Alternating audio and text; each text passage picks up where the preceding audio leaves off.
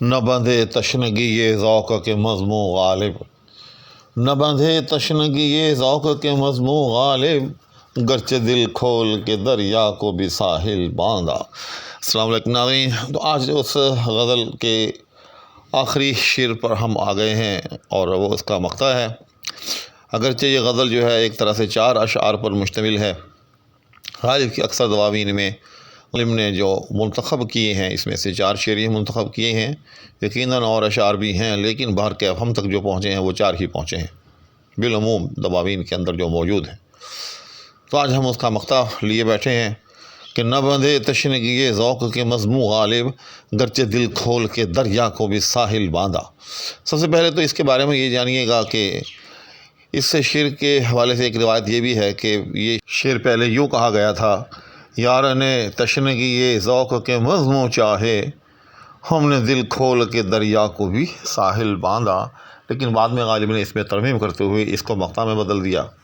اور پھر اس کی موجودہ شکل ہو گئی۔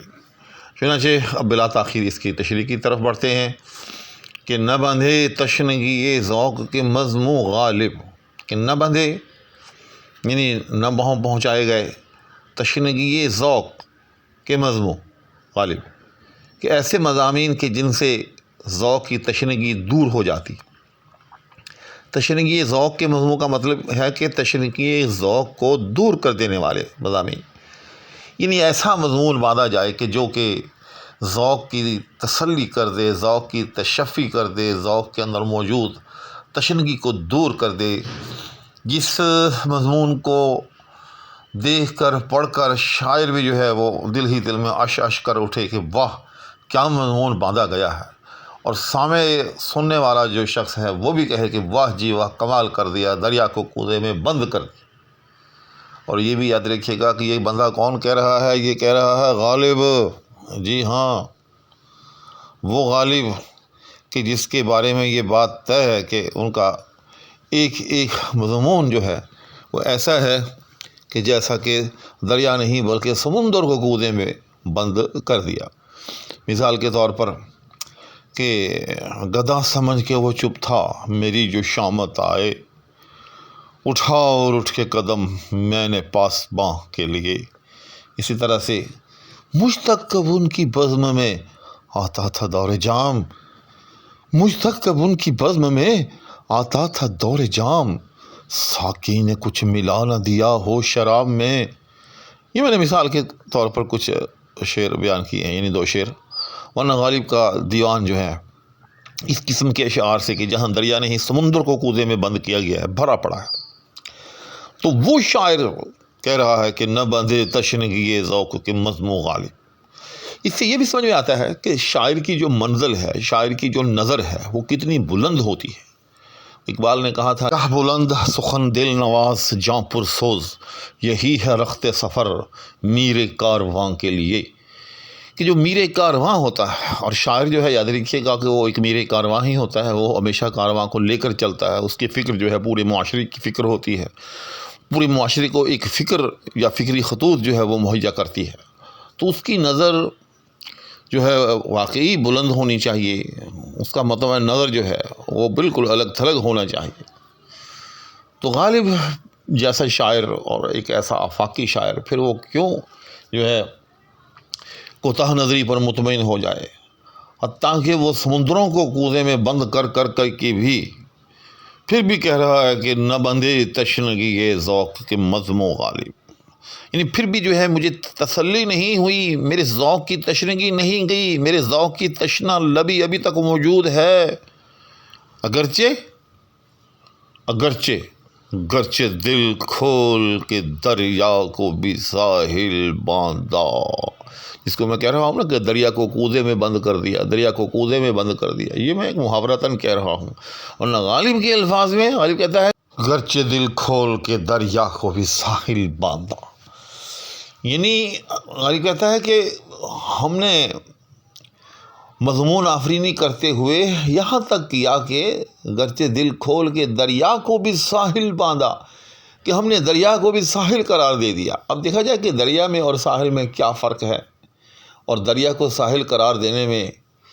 کیا لطافت ہے۔ تو دریا وہ مقام ہوتا ہے جہاں پر پانی ہی پانی ہوتا ہے، اور ساحل وہ مقام ہوتا ہے کہ جو پانی سے خالی ہوتا ہے، جو دریا کا کنارہ ہوتا ہے۔ تو دونوں میں بعد المشرقین ہے، دونوں میں تضاد ہے کہ ایک جگہ پانی میں ڈوبی ہوئی ہے اور دوسری جگہ جو ہے وہ پانی سے بالکل خالی ہے۔ تو غالب کہتا ہے کہ ہم نے یہاں تک مبالغہ سے کام لیا، ہم نے مضمون آفرینی کرتے ہوئے یہاں تک مبالغہ سے کام لیا کہ ہم نے دریا کو بھی ساحل قرار دے دیا۔ یعنی دریا میں حالانکہ کتنا پانی ہوگا، ہم نے وہاں بھی یہ سمجھا کہ گویا کہ یہ جگہ بھی ساحل کی طرح ہے، ساحل مادہ ساحل سمجھا۔ یعنی ہم نے دریا کو تمام تر طغیانے کے باوجود خشک قرار دے دیا۔ اب ذرا اندازہ لگائیں کہ جس شاعر کی مضمون آفرینی میں دریا اپنے تمام تر طوفانوں کے باوجود ایک خشک جگہ قرار پائے جس شاعر کے تئیں، تو اس شاعر کے تئیں جو سچ مچ کا جو دریا ہوگا وہاں طوفان کا کیا حال ہوگا۔ تو اس سے سمجھ میں آتا ہے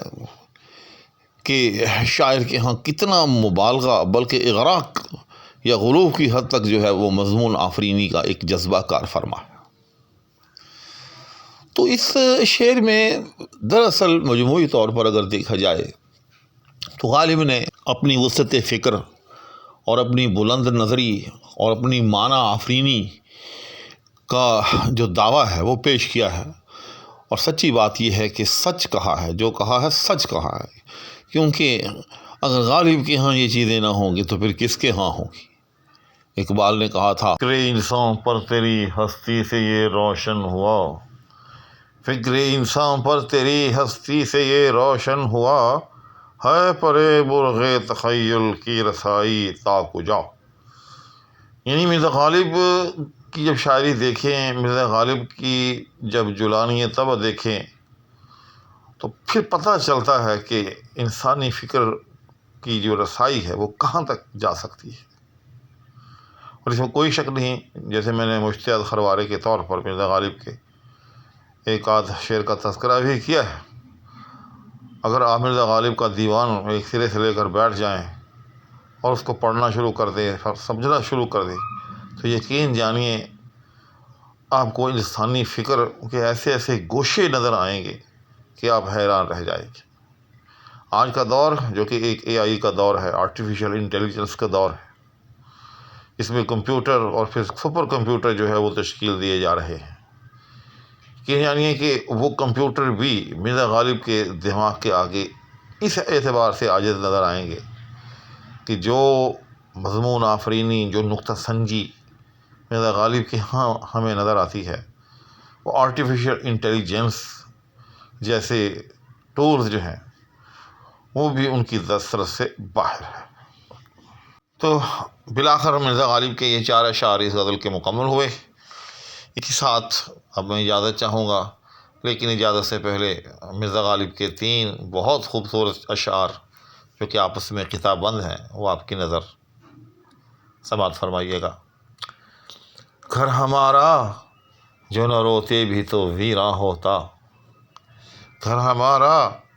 جو نہ روتے بھی تو ویراں ہوتا، بہرگر بہر نہ ہوتا تو بیاباں ہوتا، تنگی دل کا گلہ کیا یہ وہ کافر دل ہے، تنگی دل کا گلہ کیا یہ وہ کافر دل ہے، کہ اگر تنگ نہ ہوتا تو پریشاں ہوتا، کہ اگر تنگ نہ ہوتا تو پریشاں ہوتا، بعد یک عمر ورا بار تو دیتا بارے، بعد یک عمر ورا بار تو دیتا بارے،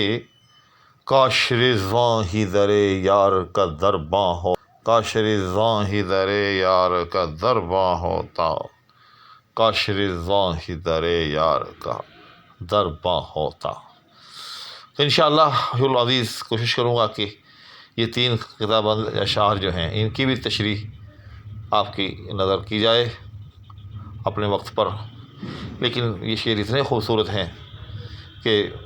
اگرچہ باریکی کے ساتھ ان کی تشریح نہ بھی آتی ہو تب بھی ان کے فہم میں اور ان کی سماعت میں ایک اپنا ہی لطف ہے. تو اس لیے میں نے سبا خراشی کرتے ہوئے آپ لوگوں کو تھوڑی تکلیف دی. اسی کے ساتھ دعاؤں کی درخواست کے ہمراہ اور آپ کے لیے ڈھیروں دعاؤں کے ساتھ اجازت چاہوں گا. اللہ حافظ.